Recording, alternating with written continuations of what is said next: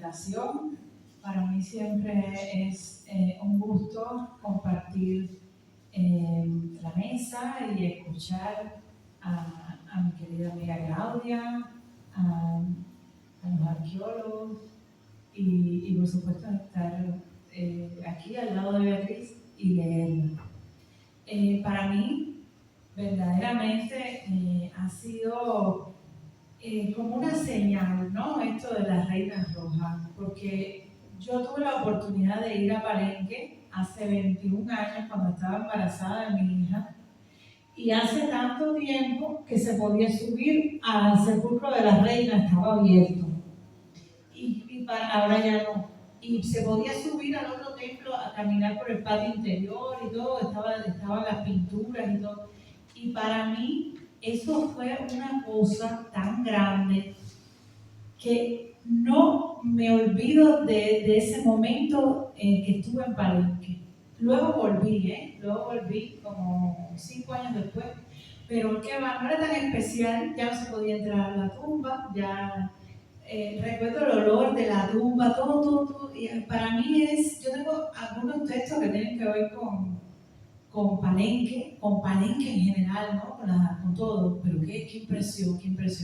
Y al ver este libro, pues me encantó, porque dije, uy, qué bien, un libro de poesía sobre ese lugar tan misterioso, ¿no? Sobre las reinas también. Entonces yo creo lo mismo. En Cuba se dice, cuando se habla de los muertos, luz y progreso para ese espíritu, no vaya a ser que uno se lleve el muerto, ¿no? Te menciono pero no te llamo. Entonces, como voy a hablar tanto también de la reina roja, yo me imagino que está parada aquí atrás. Yo me lo imagino ahí. Ya esto es mucho. Entonces, bueno, la piedra que vuelve a hablar. O sea, le puse el texto. El texto es un poco más largo, pero en aras del tiempo, pues luego se lo doy a mi querida Beatriz y nos pusimos de acuerdo para hacer como Claudia y yo, como un extracto, ¿no? Pero me gustó muchísimo el libro, la verdad. Y es precioso como escrito. Como todos los libros de Sergio Mario, una belleza de edición. Yo soy editora y veo estos libros y me emociono, la verdad, de bellos que son. La piedra que vuelve a hablar. Una lectura de Sarku Ajar, la reina roja de Palenque. Hay libros de poesía que se proponen nombrar una emoción y libros que se proponen levantar un mundo entero. La reina roja de Palenque, mujer sin hambre, la querida poeta y amiga mexicana Beatriz Saavedra Castelo, pertenece decididamente a la segunda categoría. A lo largo de 27 secciones, para mí son como secciones del libro, ¿no? Yo le digo secciones, pues el capítulo. Ella luego dirá cómo lo hizo, pero a mí me parece secciones porque tiene sus citas, su vida, cada uno independiente, ¿no? Su descripción, que eso me encantó también. Que funcionan como estancias de un templo, cada una precedida por epígrafes que van de Heráclito a Octavio Paz a un pensamiento maya anónimo. El libro reconstruye poema a poema la figura de la mujer históricamente identificada como la reina roja de Palenque, esposa de Pacal y madre de 2 futuros gobernantes de la ciudad maya de La Canja. Pero conviene decirlo de inmediato, esto no es un libro de divulgación histórica vestido de verso. Es un poemario que usa el andamiaje arqueológico, la máscara de malaquita, el sarcófago cubierto de cinabrio, los sacrificios encontrados en la cámara funeraria como pretexto y como método para trenzar historias que exceden con mucho a la reina misma, que es la identidad. ¿Qué relación guardamos con el agua y con la piedra? Y si morir es en verdad un final o apenas un cambio de estado. Arquitectura de un descenso. La construcción del libro es quizás su decisión más inteligente. Saavedra Castelo no narra linealmente una biografía, organiza el poemario como un recorrido ritual que imita Según advierte también el pórtico editorial de Basilio Rodríguez Cañada, el trazado de los templos mayas se avanza de la piedra al agua, del agua al cinabrio, del cinabrio a la máscara de jade, de la máscara a la cámara funeraria y finalmente al tránsito por Xibalbá, hasta la flor blanca de la última exhalación. Cada una de las 27 secciones va acompañada de un breve aparato erudito, notas al pie firmadas por la propia autora, que documenta el dato arqueológico o histórico correspondiente, la fecha de la boda con Pacal, la composición del sarcófago, el hallazgo de 1994 en el Templo 13.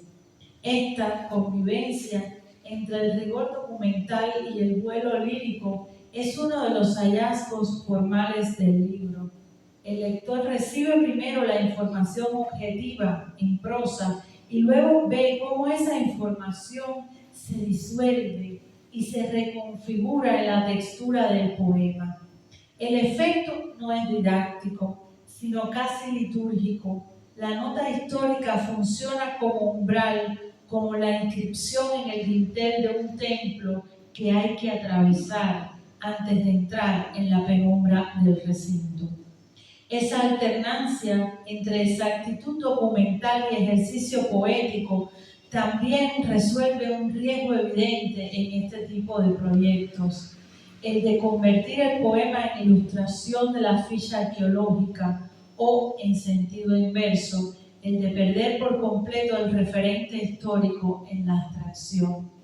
Saavedra Gastelum evita ambos extremos. Sus poemas rara vez narran, más bien acumulan imágenes en yuxtaposición, piedra sobre polvo, esta imagen que me gusta mucho, tersa piedra, rojo negro, rojo cinabrio, otro rojo, polvo sobre polvo, que funcionan por acreción, como si el poema mismo fuera un estrato arqueológico que hay que excavar. La sintaxis deliberadamente entrecortada con versos breves y encabalgamientos abruptos refuerza esa sensación de fragmento recuperado, de inscripción parcialmente erosionada por el tiempo. El agua, la piedra, el rojo, un sistema simbólico cerrado. Lo que sostiene el libro por encima de la anécdota histórica es la construcción de un sistema simbólico notablemente coherente, articulado en torno a 3 elementos que se repiten obsesivamente: el agua, la piedra, el color rojo del cinabrio. El agua aparece ya en el título de la segunda sección, la Kamha, el nombre maya de Palenque que significa lugar de las grandes aguas, y se convierte en la gran metáfora epistemológica del libro. Hay lugares donde el agua piensa, eso es un verso de ella precioso, que también cuando uno lo lee, ¿no?, se da cuenta que es una fórmula que se repite y que condensa la tesis implícita de todo el poemario, que el conocimiento antiguo no se transmite solo por la vía racional, sino por una suerte de memoria líquida que atraviesa piedra, cuerpo, tiempo. La piedra, por su parte, funciona como el reverso necesario del agua. Si ésta fluye y disuelve, aquella fija y conserva. La tensión entre ambos elementos, lo que fluye y lo que permanece, recorre secciones enteras, como la dedicada a la geometría del tiempo, donde la autora explora la paradoja de una mujer que no toca el agua, pero cuyo ser fluye de la piedra. El cinabrio, el pigmento rojo con el que fue cubierto el cuerpo de la reina, es el tercer vértice y probablemente el símbolo más trabajado del libro. Saavedra Gastelum lo despliega con una insistencia casi ritual. Mujer cinabrio reza el subtítulo mismo del poemario y consigue que ese rojo mineral deje de ser dato arqueológico curioso para convertirse en una categoría ontológica. El color que separa la muerte-desaparición de la muerte-transformación. En la sección homónima, Cinabrio, el poema afirma que la sangre de los dioses también fue mineral. Una imagen que resume con precisión el gesto central del libro: elevar lo mineral, lo pétreo, lo aparentemente inerte, a la categoría de lo sagrado y lo vivo.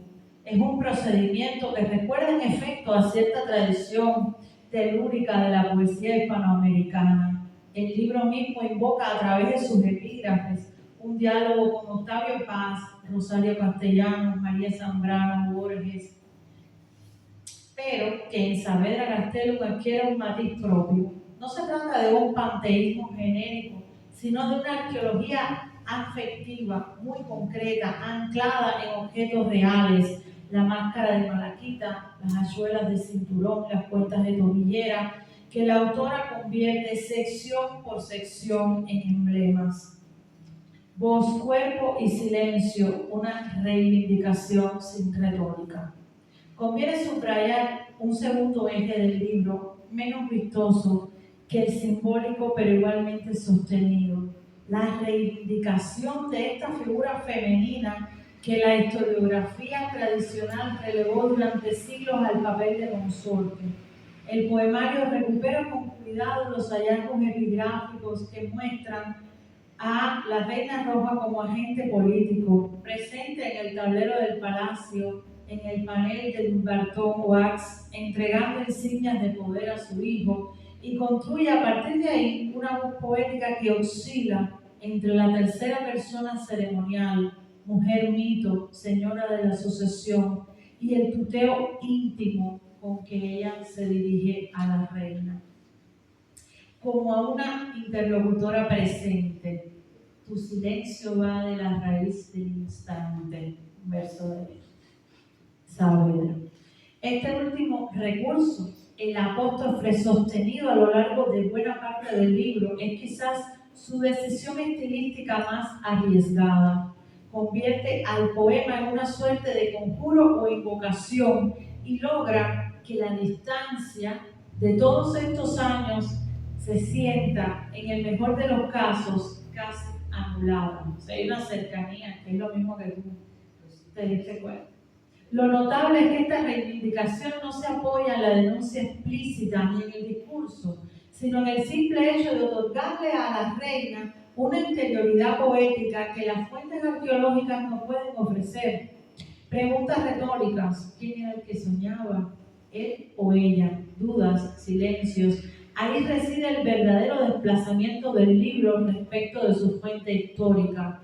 No corrige el registro arqueológico, lo completa allí donde éste necesariamente calla. La autora parece perseguir menos la claridad narrativa que la creación de un estado de percepción, una suerte de trance verbal análogo al que describen los rituales funerarios mayas que documenta en sus notas, sobre todo en los poemas más breves y concentrados, como los de la sección Cámara Funeraria, o ese cierre que a mí me parece espectacular, que es Permanencia. No sé si ahorita ella lo pueda leer. No, yo lo iba a leer, pero si está ella no tiene sentido.